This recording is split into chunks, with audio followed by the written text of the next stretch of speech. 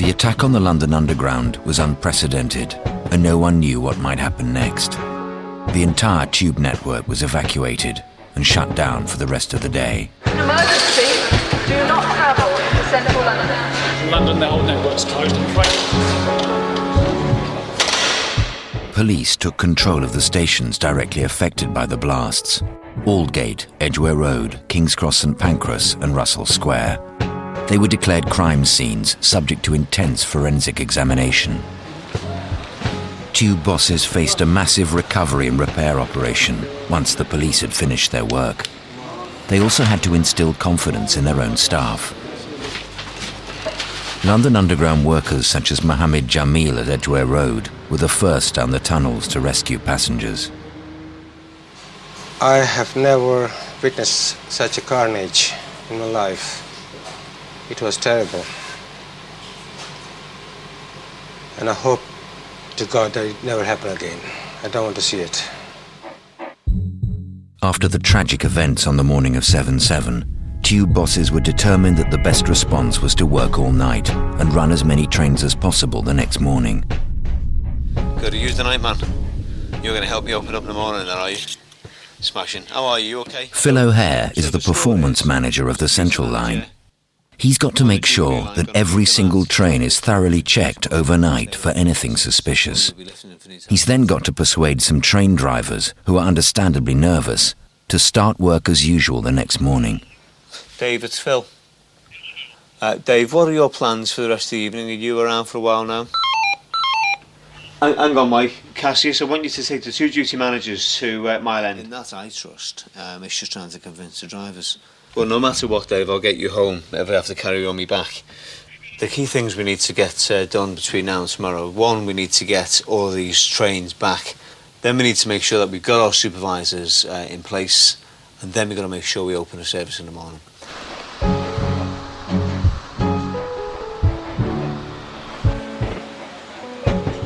Londoners pay their respects to those who lost their lives. Many people are still unaccounted for. Friends and families face a painful period of waiting for news about their loved ones. Yeah, I need you on this first corner here, Matt.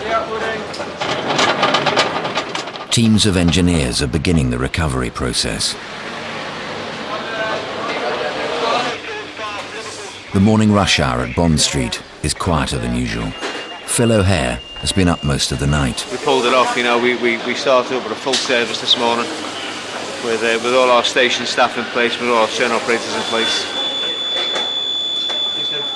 For me, the whole mood yesterday was quite solemn, and it was filled with sorrow, and I think it still is. It feels that way here.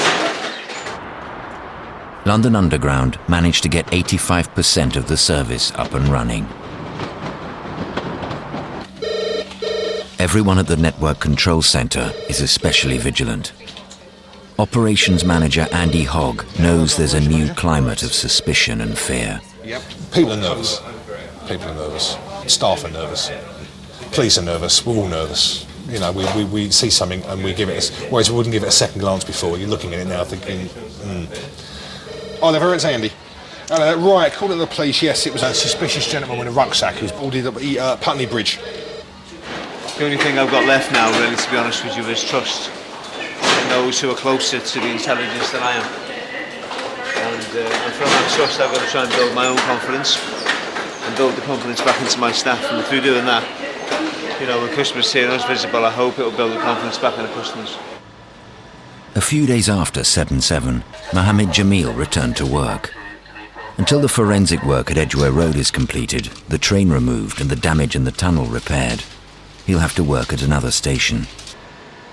He's feeling isolated and shocked. It's a terrible mess at the moment. I went down the tunnel halfway through to the train. We got most of the people out of there, safe and sound. But unfortunately, there were some fatalities which we couldn't help, and that's when emergency services took over and the police took over the whole station. We were told to leave the station, and we're not allowed to go back in. What you have seen, it doesn't go away.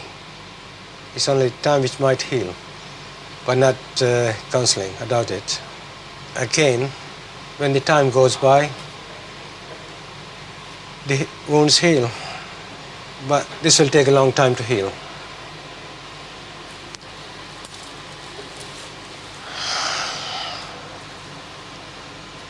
I don't know what to say, honestly.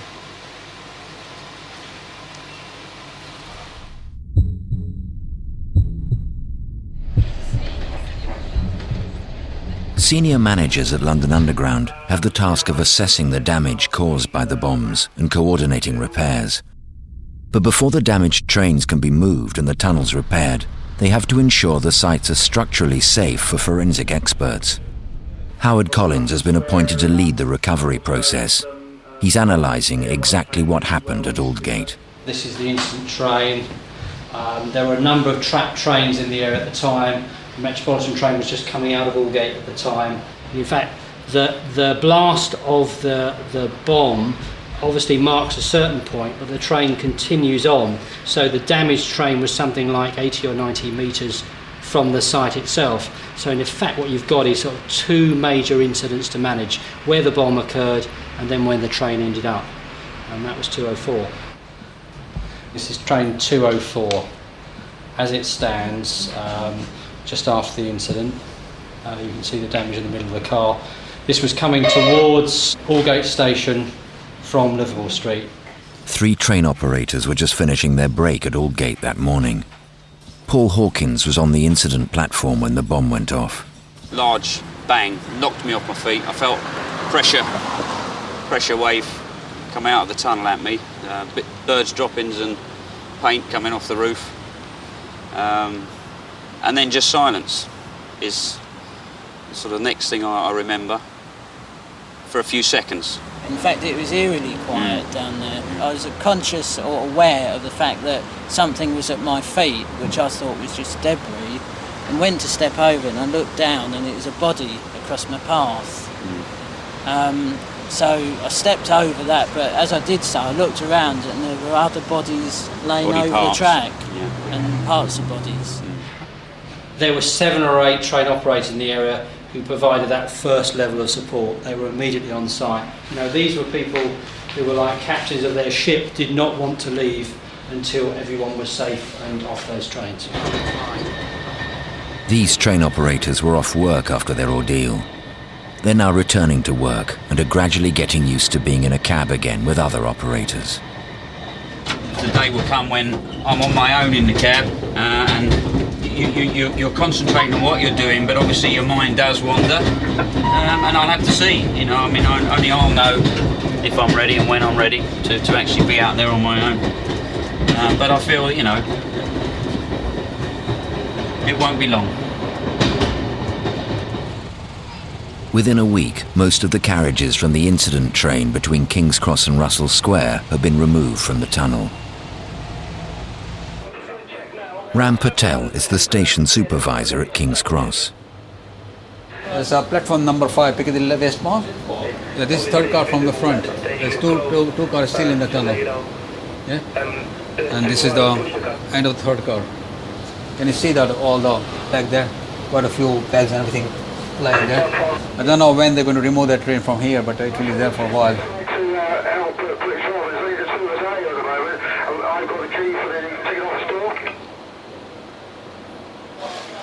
One week after the bombings, London paid its respects to those who lost their lives. Ladies and gentlemen, you're invited to join in a 2-minute silence across the London Underground network in remembrance of the people who lost their lives as a result of the attack last Thursday.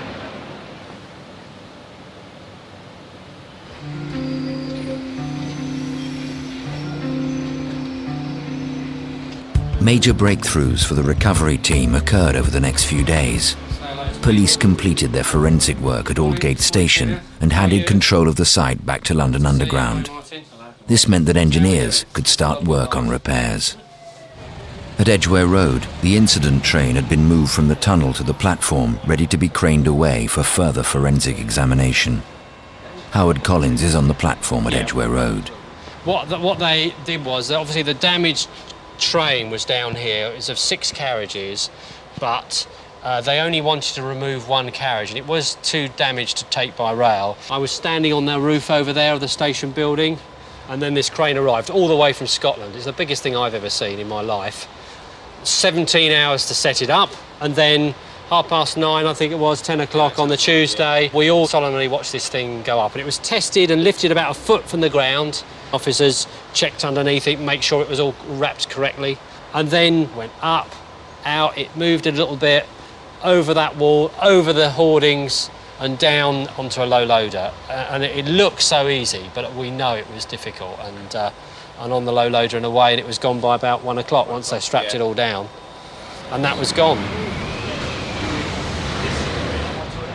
And I think it was, again, a sort of quiet moment for all of us, but the next step. But just 2 days later, London is in a state of shock again. Terrorists have tried to detonate bombs at Warren Street, Oval and Shepherd's Bush.